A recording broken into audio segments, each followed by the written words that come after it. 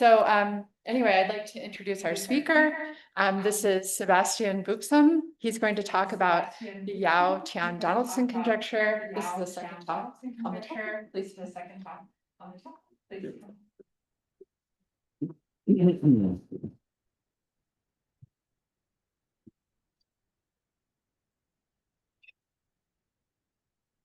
Okay, thank you very much. It's a great pleasure and honor to be given an opportunity to talk about this work here. So I just wish to mention that actually I was attending this SRI 10 years ago, and that's exactly when the previous stuff we did on YTD for Kähler-Einstein metrics happened. So let's see what happens for the next one. Is still around. Okay, so this one is on CSCK metrics that Matthias told us briefly about yesterday. Eleonora a bit more for those of you who attended the session. So there will be some overlap. I will recall what they are and the basic variational formalism, and then try to get into the more recent characterization in terms of this K-hat stability that Matthias mentioned yesterday. Okay, so for the moment, I'm considering a Kähler manifold, compact Kähler. It doesn't have to be projective, but it will happen at some point. And if you prefer, you can of course assume this. And omega is a given Kähler metric, Kähler form, 1-1 form, closed positive 1-1 form. N is the complex dimension, and V is the volume of this omega. So the Ricci curvature here can be described briefly as the curvature of the induced metric on the anti-canonical bundle. And you normalize it in such a way, you put some 2π somewhere, so that's the cohomology class. The Durham class of that is the first-Chern class of X. And the scalar curvature is the trace of this 1-1 form. So if you think locally, it means you would sum up the eigenvalues of Ricci of omega with respect to omega. So it's a trace, but you've got this description in terms of wedge products.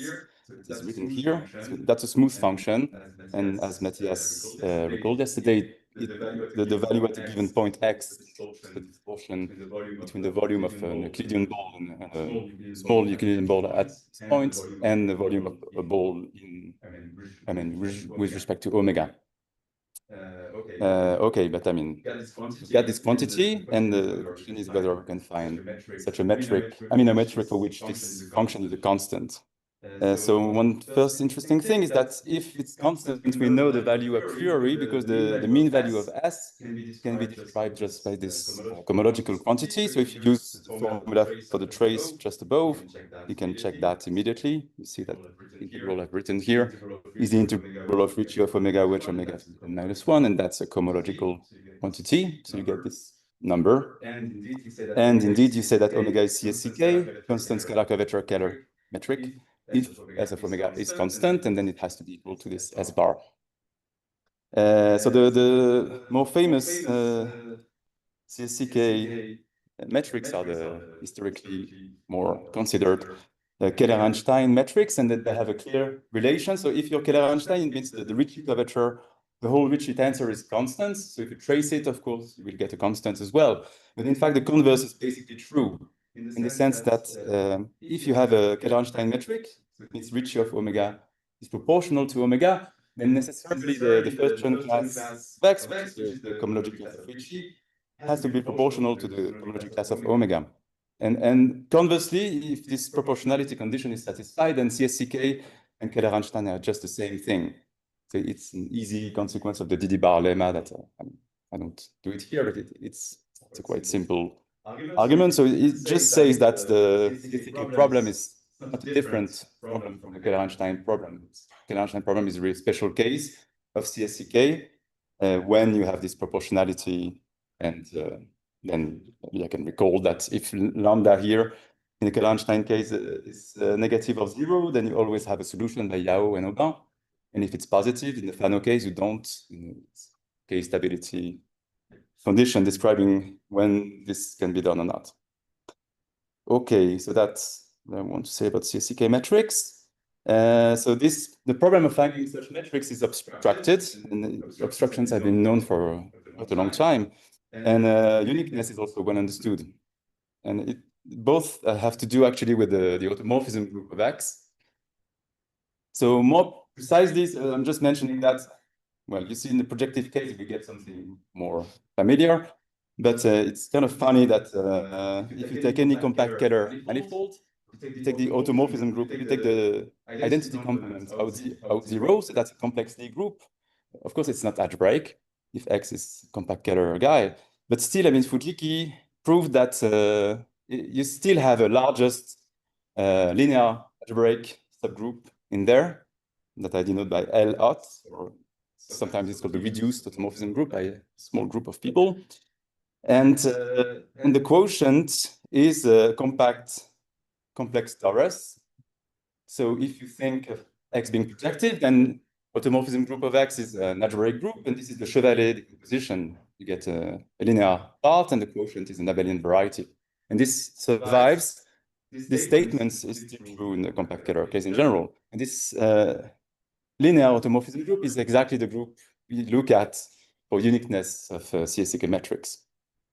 So it has many descriptions. I mean, the tangent, the Lie algebra has a nice description as well, but okay, let me not spend too much time on that. So just to give a feeling about what can happen. So if X is plano, for example, then any automorphism of X acts on minus K, which is ample. So actually, it's the same thing as the automorphism group of X n polarized by minus K, and that's already a linear algebraic group. So in that case, L hot is the whole thing. And at the other end of the spectrum, if X is a compact complex torus, then 0 is just X acting by translation. And so it's already the compact complex torus part. So L hot is trivial. And to relate to something more familiar for algebraic geometers, suppose that X is projective and polarized by some ample line bundle, then you can look at the automorphism group of the X and L. So there's a C star action on the fibers of the line bundle, kind of the trivial part. And the rest of that is acting on X on the base of the line bundle. And the image of this thing is precisely this L hot. So it does not depend on L. It does not depend on L. It has an a priori description. So it means you can think of L hot as automorphisms that lift to automorphisms of any given polarization.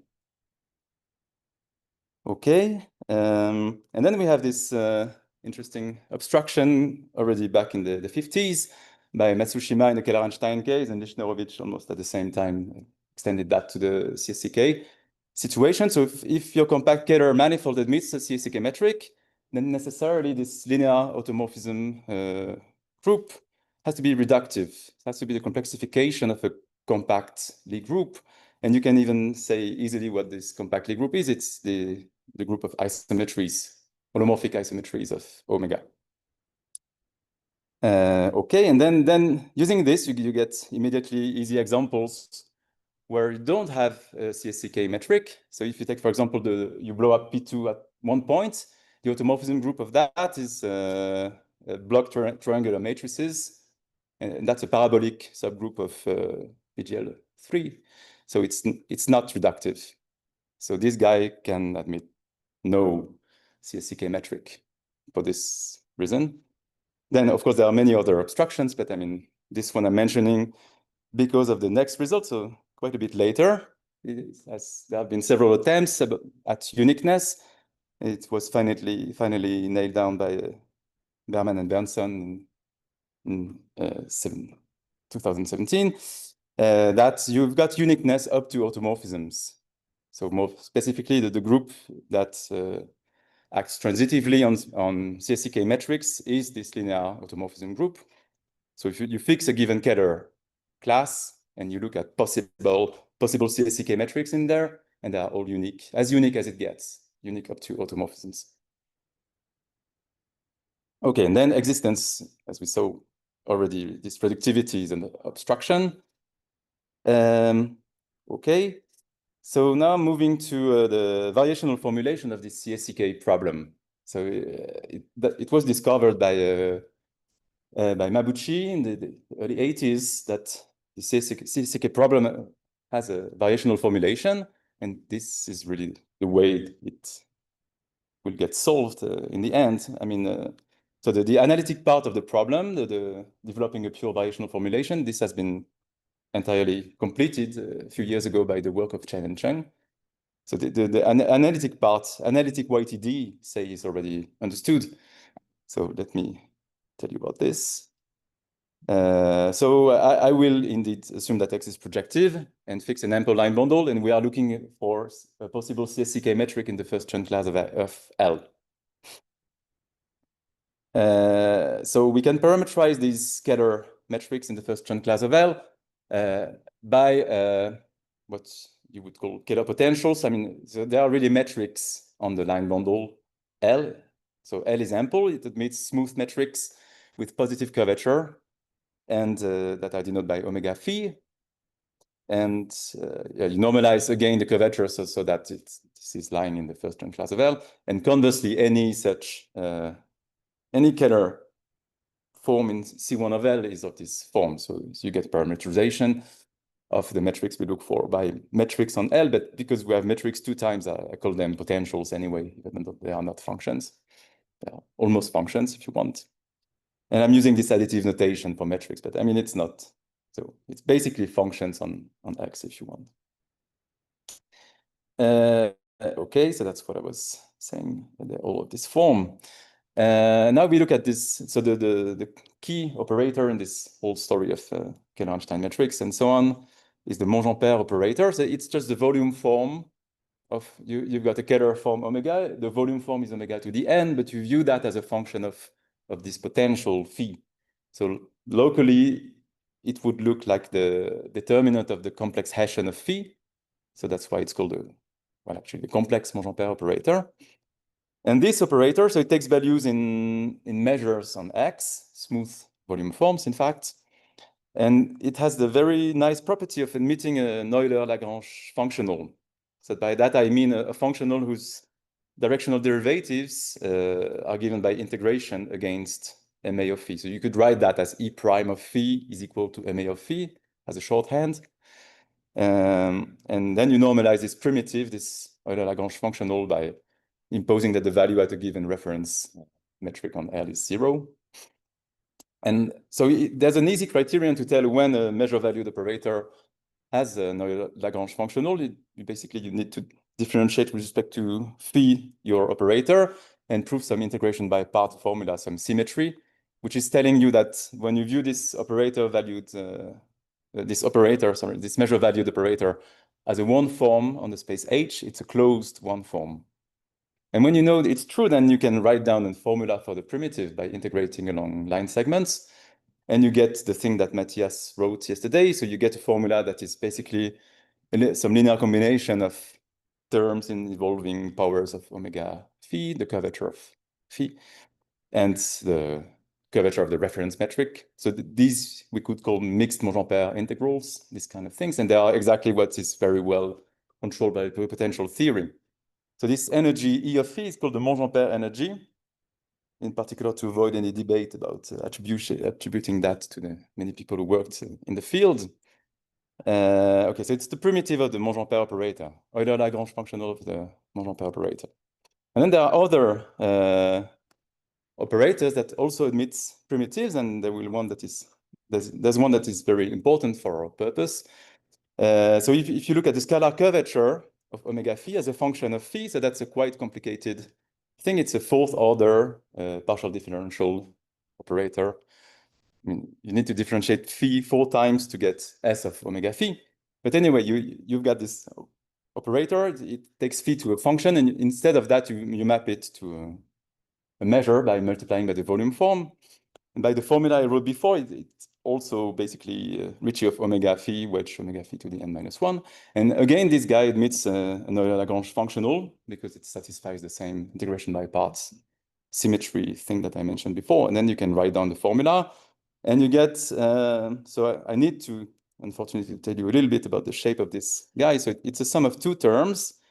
So the first one, it looks quite a bit like the Monge-Ampère energy, except that you've got this extra Ricci of the reference metric involved in the mixed Monge-Ampère integral. But this guy is a fixed term, so it doesn't create really new difficulties. So this one I will call the Ricci energy. And then there's a second term, which is the entropy. So that's the bad guy. This one is more complicated to handle given the tools of pluripotential theory, is the one that creates most problems in the story. So it is indeed an entropy in the sense that if you denote by F the density of the Monge-Ampère of phi with respect to the reference volume form here, then you are looking at the integral of F log F. So that's entropy. And by Jonson's inequality, this is a non-negative quantity.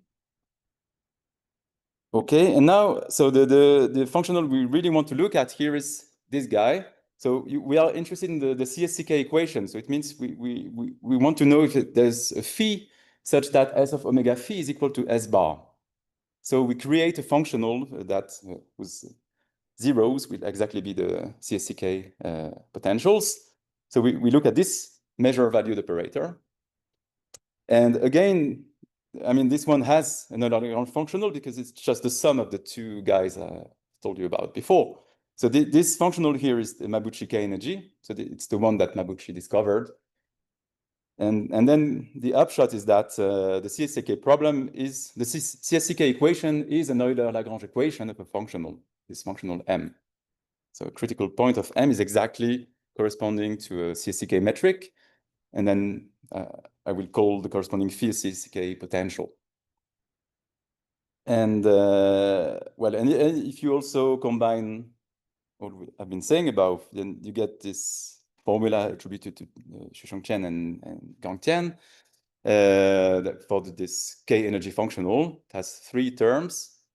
So the first one is S bar times the Monge-Ampère energy, then the Ricci energy and the entropy. So the first two terms you could gather, you can put them in a single box. It's like the energy part, it's the well-behaved part from the point of view of pluripotential theory again. And H, again, is the nasty, the more difficult character. Okay, then, so what we want to do is we want to pursue a variational approach. So there are ingredients that we expect for this kind of things. So we have a functional. So in fact, the critical points are going to be minimizers, as we will soon, I will soon mention. So we are looking for minimizers of this guy. So what you do is that you complete the function space on which the functional is defined. You try to extend the functional by some compactness argument. If you can, you try to find a minimizer. Then you would like to say the minimizer is a weak solution to your PDE and it's elliptic, so it should be regular. And then you've won. But there are many twists. But at least we can get started with completing the space. So that's the thing that Matthias told us yesterday. The space of Kähler potentials has various DP metrics. There's this D1 metric, so kind of L1 Finsler metric, which is a bit weird, but it's the one we want to look at. So, I mean, in order to convince you that it's not so weird, if you reduce to case n equal 1 Riemann surfaces, then in fact, this space E1 of finite energy guys are exactly the subharmonic functions whose gradient is L2. So it's really the classical thing you would look at in the case of Riemann surfaces. It's Sobolev space. So we have an L1 metric, but in one-dimensional case, it's really an L2 situation in the sense that it corresponds to a Hilbert Sobolev space, a Hilbert space. So, but when we go to higher dimensions, we don't have this Sobolev description anymore, and then we have to stick to the L1 weirdness of the metric. So in the end, it's quite okay, except that we don't have uniqueness of geodesics. Okay, so this guy is the completion, and Matthias told us that it's so any 2 points can be joined by a unique geodesic that is PSH, a distinguished class of geodesics, preferred class, and it also satisfies this Boozman convexity to the metric. The distance function D1 is convex when you evaluate it on geodesics. And that's a non-positive curvature condition. It's very close to cat0 condition, if you ever heard about that. It's a slightly more flexible version of that. It says that triangles are thinner than Euclidean ones with respect to Thales's theorem.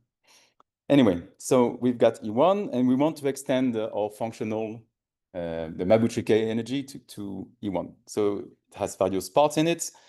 So the Monge-Ampère operator is around, and the first good news is that indeed you can extend the Monge-Ampère operator that was defined on H. So it was just omega phi to the n. It was taking phi to omega phi to the n, and this one admits a unique continuous extension to E1. So it continues with respect to the metric topology, of course. So that goes back basically to the work we did with Berman, Gage, Zeriai around a variational approach to solving complex Monge-Ampère equations. And then the other, so the energy, the good part of the K energy, so the Monge-Ampère energy, Ricci energy, the ones I said are basically mixed Monge-Ampère integrals. They are well behaved, and in the sense that they also extend continuously to E1. And then the entropy, we can also extend it in a quite natural way, because the entropy of a measure makes sense for any measure, any, say, positive, say, probability measure. You don't need any regularity whatsoever. So you can just look at the entropy of the Monge-Ampère measure with respect to the reference volume form that we fixed in the background. And then you get an extension of H, the H part. So it's also defined on, it's extended to E1. So this one is only lower semi-continuous, and it can be infinite. Because for the entropy to be finite, you need the Monge-Ampère measure to have a density with respect to the Lebesgue measure. And that's not always the case when you pass to singular PSH functions. But I mean, we've got this extension. It's the best we can do because it's the largest LSC extension. It's the most canonical extension you can get. Okay, and then you put all that together. You have this Chern formula, S bar E plus R plus H, that's M. So you get an extension for M itself, the K energy. You've extended the functional, the Mabuchi K energy to E1. And it's again a canonical, it's the best possible LSC extension. And then we have two very important properties for this extension. So this is really crucial. So I mean, the first one is the deepest thing here. So it's due to Berman and Bernson in the same paper where they show uniqueness. So they infer uniqueness from this fact that the Mabuchi functional is convex. So that's really a very important information if you want to set up a variational approach. Because it tells you in particular that critical points are minimizers. So CSCK potentials that we are looking for are minimizers of M. So we know we are trying to minimize M. And it's a convex function. So we have in finite dimensions, we have this naive picture that Matthias wrote yesterday. We will want to look at the growth properties of this Mabuchi energy on E1 because of convexity. And the second part is that even though we are dealing with an infinite dimensional situation, so we have this space E1 that is definitely not locally compact, but we've got compactness hidden in there in the sense that, well, we call that strongly LSC. So it says that if you fix a ball in your metric space, then not only are the sublevel sets of M closed, which is equivalent to say that it's LSC, but they're actually compact for the strong metric space topology. And of course, compactness is very useful if you look for a minimizer. So it's good to know. Okay, so we've got these two properties, and out of that, we are going to be able to say quite a lot about the existence of minimizers, except that we won't be able to say that they are smooth. For the moment, we work in this completed space. So first of all, we've got this linear algebraic group, the automorphism group of X and the polarization L, so the identity component of that. So this group is acting on metrics on L.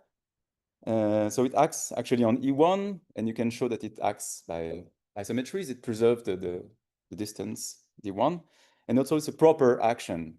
So if you look at well, if you look at elements of G that send a given metric to at a bounded distance from the given metric, then it's a compact part in G. Okay, so it's a nice action. And because of that, we can consider the quotient space, for example, it will still be a metric space, endowed with this quotient metric. It's really a metric and not a pseudometric or quasi or whatever. I mean, it's really a metric because of properness. So that's the formula for the quotient metric. As a piece of terminology, we want to say that, so we are basically working in the quotient space, but the quotient space is not as nice as E1 because it doesn't have this Boozman convexity and so on. It's a more complicated space, but we can, there are definitely geodesics in the quotient space that live on E1. So you just look at geodesics that minimize the distance all the time. And you can show that if you take 2 points, phi0, phi1, and you assume that they minimize the distance, so they are the best representatives of 2 points in the quotient. And then if you take a geodesic joining them, then they will satisfy this G minimality property. So we have many geodesics like that there are geodesics in E1 that induce geodesics in the quotient space. Okay, and then we have this fundamental dichotomy that is actually certainly very well known and classical in the finite dimensional situation. It extends to our infinite dimensional setup because of the two key properties of the K energy I've mentioned before. So you fix a base point, and then exactly one of two things can happen. So either M will have linear growth on the quotient space. So coercivity means linear growth with respect to the metric. So here you should think that M, under those circumstances, M will be G invariant, so it really descends to the quotient space, and it grows at least linearly with respect to the metric. This is coercivity. Modulo G, we need to take into account this non-uniqueness of CSCK metrics, that you have to take into account this group of symmetries G. So either this is happening, or M is actually decreasing along a geodesic ray, and you can choose it to be G minimal, so to induce a geodesic ray also in the quotient space. So if you want, this is telling you that if you want to check whether M grows linearly, you just need to look at what happens on each individual geodesic ray. If it grows on each ray, linearly at least, then it will grow in a uniform way on the whole space. So in the finite dimensional situation, it would basically be true because of compactness of the sphere of directions at a given point. But here we don't have this compactness per se, but we have hidden compactness because of the strong LSC property I've shown you before. And so it's quite easy to prove, actually. I mean, it's quite an elementary argument. You contradict coercivity and you use compactness to produce a ray along which M is decreasing. It's an elementary argument, but it's important anyway to understand what's happening. Okay, so as an interesting corollary, you can state the following thing. So if M has this linear growth property, if M is coercive, then it's easy to produce a minimizer by the usual kind of arguments everybody knows in the finite dimensional case, right? You've got some compactness here. So you take a minimizing sequence, you show it stays in the locus where we have compactness from my previous strong LSC property, and then you find a minimizer. So that's easy. And what's interesting is that the kind of converse is true as well. So for that, you should picture a convex function of one variable that has exactly one minimizer. Then you see that it has to grow linearly. And the same remains true in this generality. So if the minimizer is unique modulo the group G, which will be true in our situation, then M has to be coercive, not G. So this is easy to obtain from you assume it's not coercive, then you have a ray starting from a minimizer along which it's decreasing. So the whole ray consists of minimizers, but you have only one minimizer, so it cannot happen. So if you think it through quietly, it's really a corollary of the previous theorem. So we have this kind of alternative, this dichotomy here. Okay, so then the next thing that is important for what we want to do is to understand the quotient metric. We get a slope formula for the quotient metric. We've got this group G. I don't want to assume that there are no automorphisms. We want to look at the general case. So the action is really taking place in this quotient space, and we need to understand a bit better the quotient metric and also its behavior along geodesics and geodesic rays.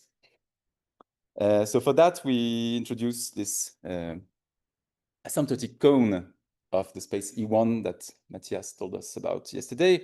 So that's basically a space of directions in E1. E1 is a non-positively curved space, and you look at possible directions, but you allow a speed scale. You allow the speed to be changed, so you get a cone over the space of directions.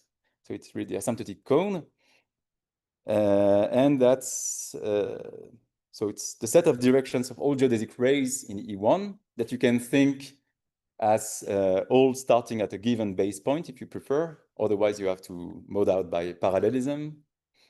So you can just think that you have fixed a base point and you look at all rays starting from this point. And this gives you the space E1, the rad, the radial space, the asymptotic cone.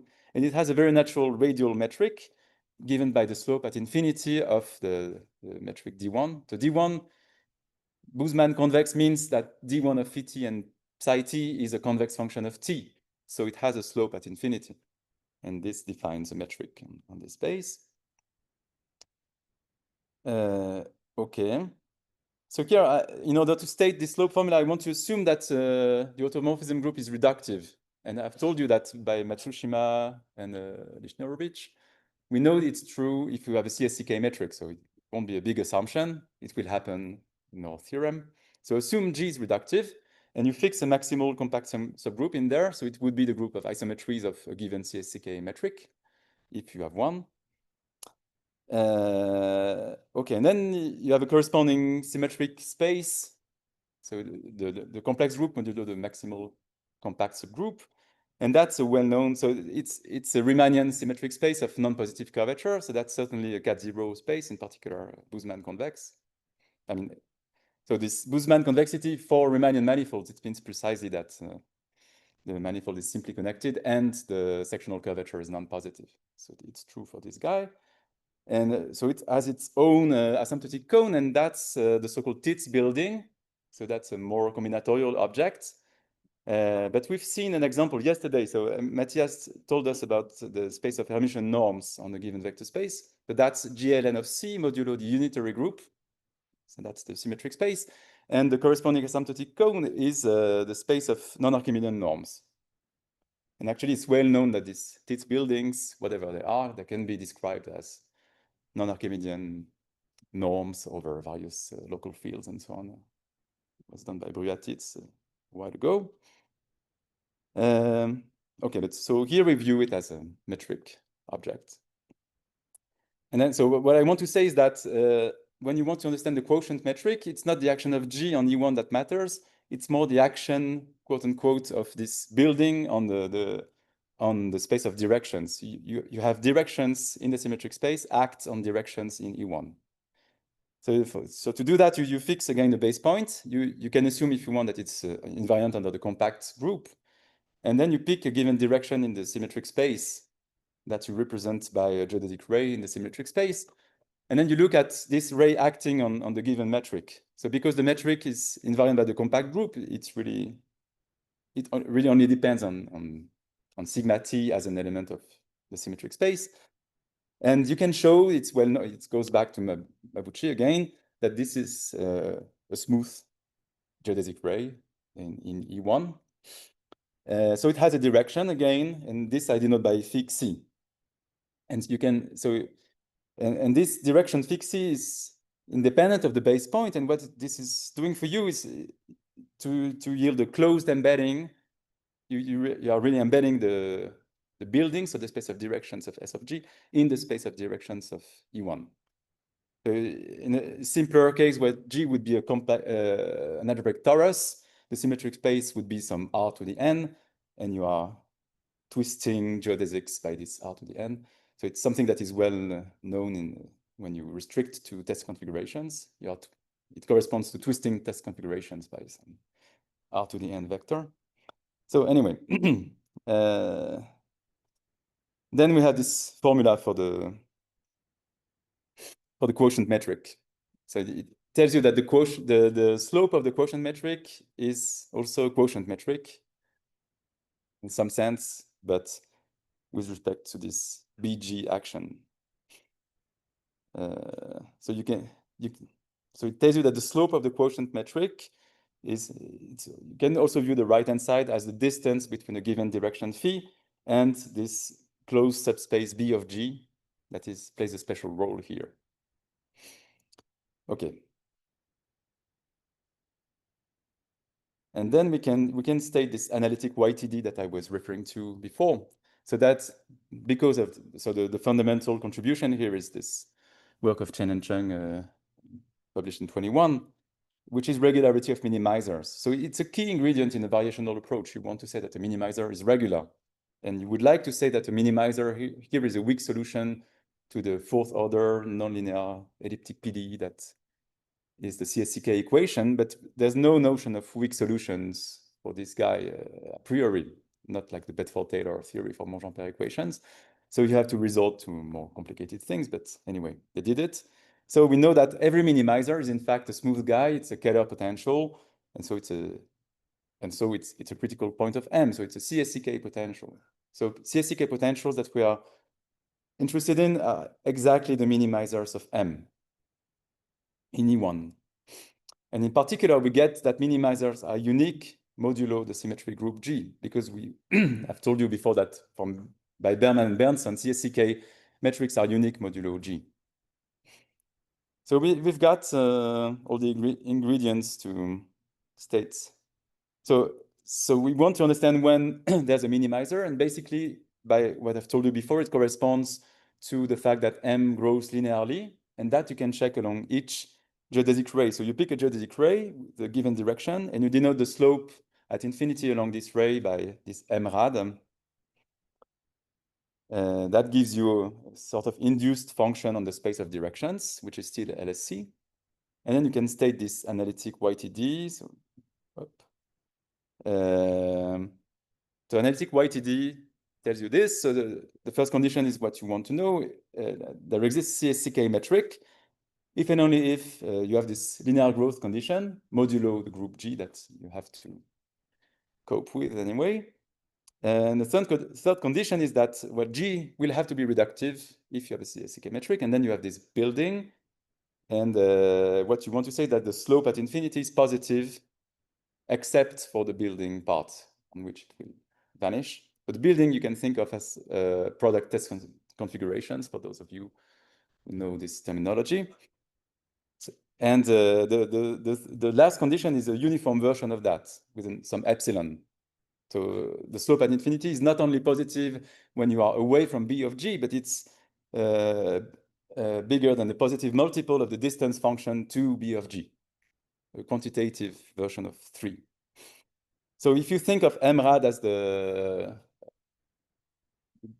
Hilbert-Mumford slope in GIT, it's a sort of GIT statement, if you want, Hilbert-Mumford criterion, but where you work with all rays, so it's definitely not algebro-geometric at the moment. And the point is to reduce the test objects, to reduce the space E1 rad to a smaller space of that comes from algebraic geometry. So for that, we will consider the non-Archimedean Mabuchi energy. And so we are going to work on this space of test configurations and its completion that Matthias told us about yesterday. So first of all, we have a space that I denote by HNA, non-Archimedean version of H if you want, that is basically one-to-one correspondence with normal ample test configurations. So you can think of HNA as the space of test configurations. So what can you do with that? So if you have a test configuration, you have the function field of your given X embeds in the function field of the test configuration, because birationally script X is just a product of X times P1. So you get this function field embedding. Then you decompose the central fiber, which is the only interesting fiber, to prime divisors. And each of these guys induces a divisorial valuation on script X, vanishing order along EI. you normalize it correctly and you restrict to C of X, you get a divisor evaluation on X. And it's not completely trivial that it's actually a divisor evaluation, but it can be shown. And then you can consider the log discrepancy of this guy from MMP. It would be a non-negative rational number. Then you have the Donaldson-Futaki invariant, which is what is used to define K-stability. So it's a certain linear combination of two intersection numbers. The first two terms in the Riemann-Rohr expansion, so L to the n+1, and then the version where you intersect with Kx, except that you put relative K. So you have this formula. I don't normalize by the volume to make it more legible, readable. And then, so in fact, it turns out to be a good idea to replace relative K by its log version because it behaves better under phase change when you reparameterize. So you do that, and then you get what we've called the non-Archimedean Mabuchi energy. So it's basically just Donaldson-Futaki plus some error term that, as you see, will vanish when the central fiber is reduced, and otherwise it gets some contribution like that. But you can basically ignore this part, so it's almost the same as df. And then you play some game of writing that in a way that resembles the Chen-Tian formula. So you cut that into three pieces. The first one you would like to call the non-Archimedean version of the MA energy, but here it's just the top self-intersection L to the n+1. And the Ricci energy is also some other intersection number. And the last guy, which is the most interesting one, is the non-Archimedean entropy. So here, a priori, there's no reason to call it entropy at all, except for the analogy with the other formula. And you see, so it's just some convex combination, basically, of the log discrepancies of the corresponding valuations induced by the components of x0. And this you write as an integral of a function. So you have the log discrepancy function, AX, defined on all divisor evaluations, and you are averaging it on a finite set. So you can declare that it's an integral, if you want, against a measure of finite support. And this measure you call the non-Archimedean Montampère phi. So it's made up of, it's just encoding intersection numbers at the moment.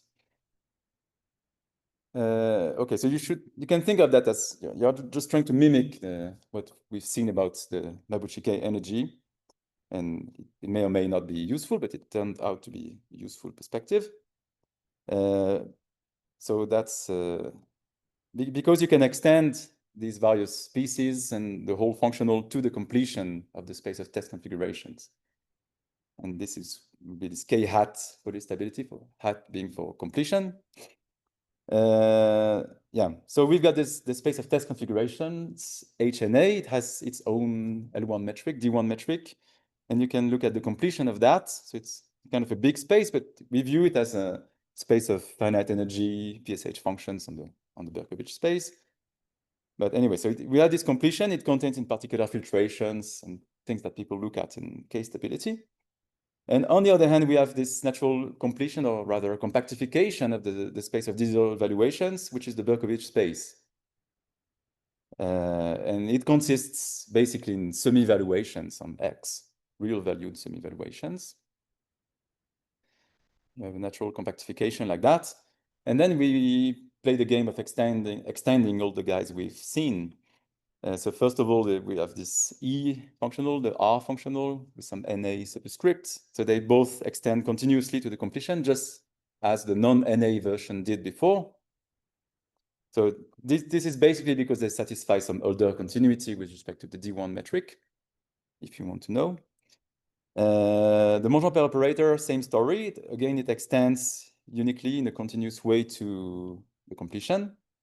And here, you really want to have this Berkovich space because you don't want to look at measures just on the space of divisor evaluations, which is like a Q in R. You want to have measures on a compact space. So XNA is a compact Hausdorff space where measure theorem X is well behaved.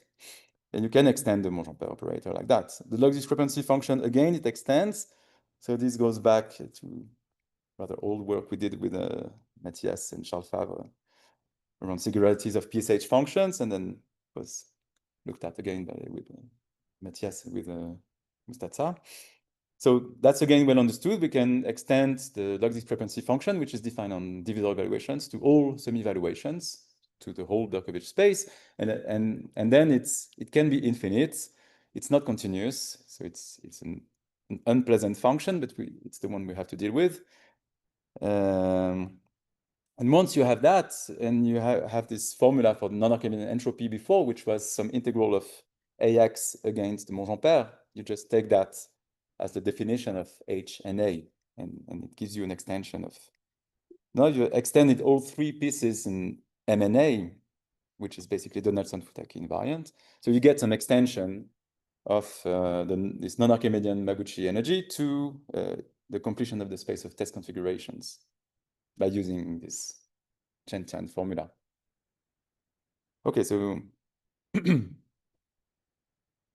so now we can introduce the following definition, which I think goes back to the PhD thesis of Gabor Sekeleidi, where he studied uniform K-stability and started to investigate uniform K-stability. Then there was a work of Matthias, myself with Hisamoto, and also Rui Dervan on uniform K-stability, and goes on and on until this definition here.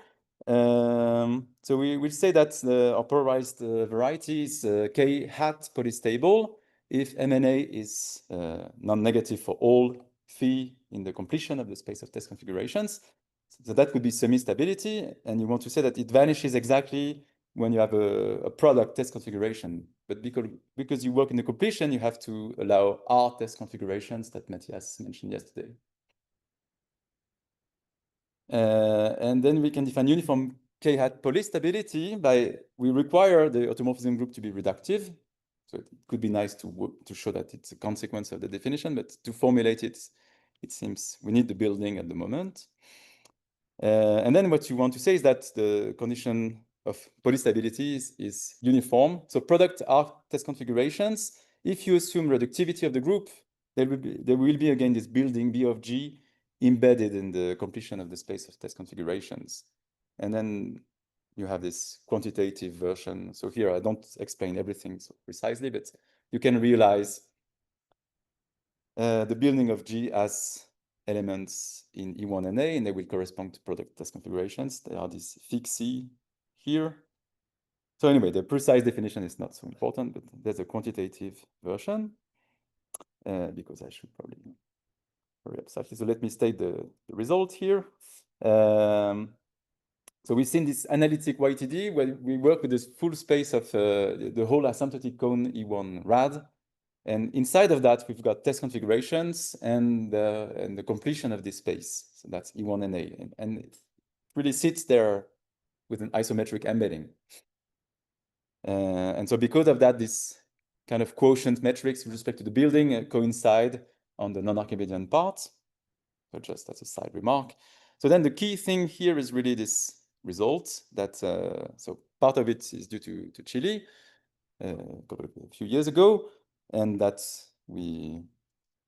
so what Chile proved is that, first of all, so we want to know when this mrad, which is the slope at infinity along a geodesic ray, is positive. We want to know when m grows linearly. So what Chile says is that you don't have to worry about things that don't come from algebraic geometry, because the slope will be infinite anyway. So then you're good. I mean, it's in particular certainly positive. So if the direction of your ray is not lying in E1 and A, it has nothing to do with algebraic geometry, then the slope is infinite and that's it. And then you look at what happens on the algebro-geometric part, E1 and A. So what Chile proved was an inequality between the two invariants here, and what we prove with Matthias is that equality holds. So MNA is basically the Donaldson-Futaki invariant, some algebro-geometric quantity, and mrad was the slope. So it's a slope formula for the K energy. And as a consequence of that, you can state some version of YTD with a hat. So there's a CSK metric if and only if K hat polystability holds. And you also get uniform K hat polystability from the proof. So it's not like you can directly prove using algebraic geometry that B and C are equivalent, but they happen to be from if you pass through the Kähler side. Okay, so that's the statement. And I would like to use the time I don't have anymore to give you a few ideas of the proof. I mean, sorry? Oh, okay. It's perfect. More than enough. Okay, so the key part is to understand. So, you know, the K energy has this energy part, and this one it's already well understood. So as I've said several times, the difficult part is the entropy. So that's what we have to understand, the slope of the entropy. So you pick some ray in E1 that corresponds to, say, a generalized test configuration, an element in the completion phi. And what you have to show is this. So you have to show that the slope of the entropy along the ray is computed by this non-Archimedean entropy, which is sort of weird object, some integral of the log discrepancy function. That's what you have to do. And so I should say that this kind of statement already appeared before. So it's something that we proved already in the special case of that with Matthias and Hisamoto some years ago. So it doesn't really come out of nowhere. But so anyway, so let me first say that you can show that you can reduce to the case where your ray, even though it's not attached to a true test configuration, meaning ample test configuration, is attached to a test configuration anyway, but you just drop the positivity on L. So this is what Chile called models, if you looked at his paper. And so, yeah, you still have some algebro-geometric objects. Script L, and L is not ample, but it will be big. Okay, so if L is really ample, which means that phi lies really in the space of ample test configurations, then we know that this slope formula was proved before, so it partly goes back to work of pioneering work of von Ross-Sturm, you see, in 2008, and we proved the formula with Hisamoto, as I said, in that case. So we want to refine the proof. So the ray we've got corresponds as any ray to an S1 invariant metric, which is PSH on the line bundle, and it has a given boundary value. So the fact that it's a geodesic ray means it's the largest such functions, kind of Perron envelope. And but the trouble here is that L is just big, so it has some non-ample locus, some augmented base locus B plus, and you will have singularities for the corresponding PSH metric along this non-ample locus. We also understand pretty well the non-Archimedean Monge-Ampère measure, so the right-hand side of the formula. So as in the ample case, it's just a finite sum of Dirac masses at valuations associated to the components of X. And also we know that the support is only for those that the components that are not completely included in B plus. Okay, so now what you do is that you pick, it's not nice to have this, well, I mean, so you cut the left-hand side into two pieces. So you pick some nice ray of volume forms that corresponds to a smooth metric on the relative logarithmic K that we've seen before. And then you can show, it's already known that if you twist the formula a little bit, so you replace partly the Monge-Ampère of phi t by this mu t, you get what you want. The right-hand side is the thing you want. And then you need to understand the error term, which again is a kind of entropy again, but then the measure relative to a moving measure mu t. And you need to show that this is going to 0.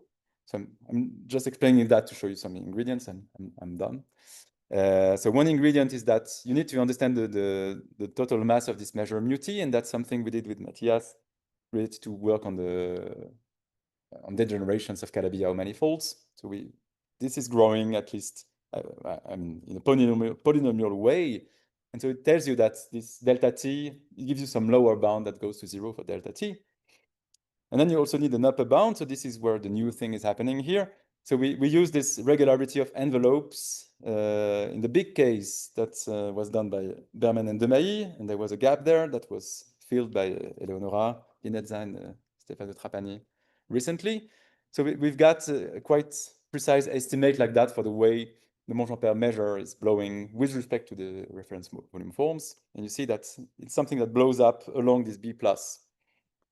And so using that, you get some upper bound that could a priori be non-zero, but it will actually vanish because of what we know for the non-Archimedean Monge-Ampère. And that's it. Yeah. So, I mean, it's way too fast, but just to give you a flavor, and thanks a lot.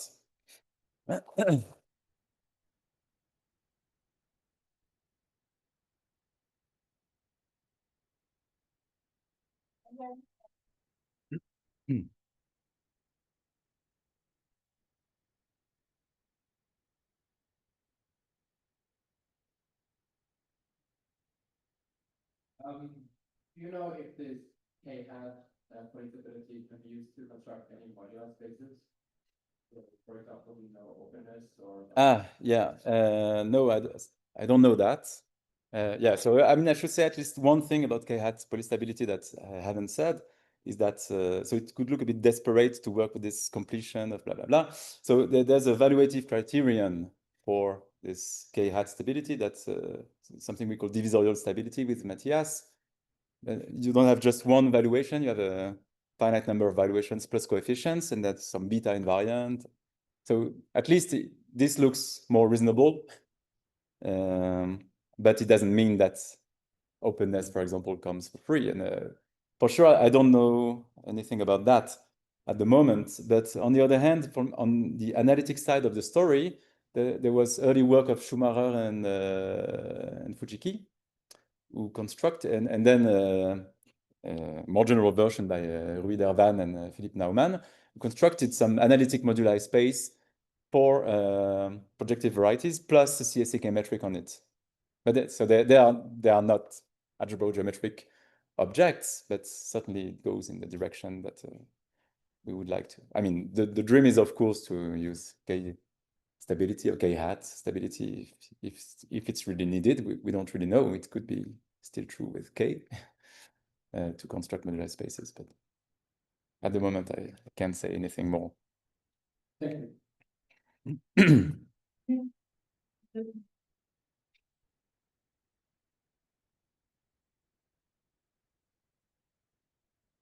Maybe you can show us a very formulated this other conjecture about the transformation of the first Riemann coefficient and to prove the similar kind of results. So here you have some kind of replacement, if I understand correctly, but were you able to pin down what's the algebraic replacement of this album?